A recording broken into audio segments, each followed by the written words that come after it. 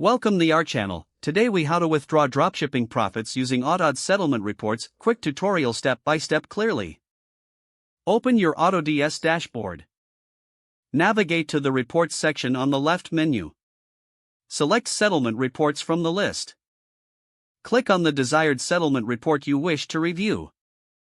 Review the details of the report, including total sales and expenses. Locate the profit amount displayed in the report summary.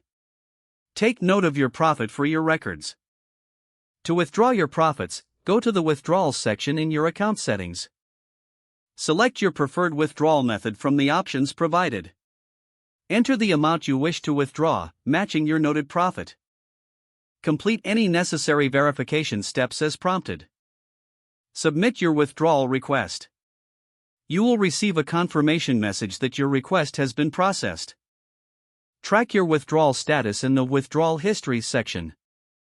Be sure to check your bank account or payment platform for the incoming funds. Once the funds are received, you can allocate them as needed. If the page does not load, refresh the browser or try again in a private or incognito window.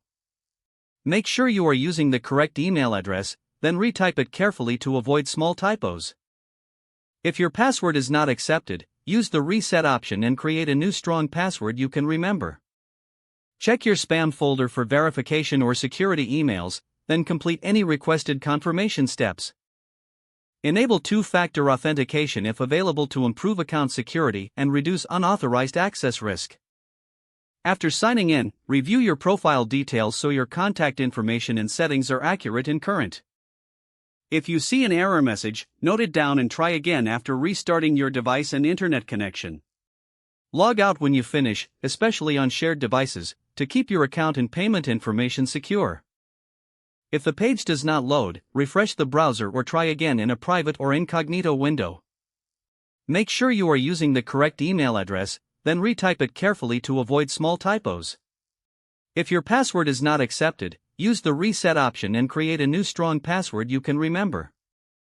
Check your spam folder for verification or security emails, then complete any requested confirmation steps. Don't forget to like this video and subscribe to our channel for more step-by-step tech guides.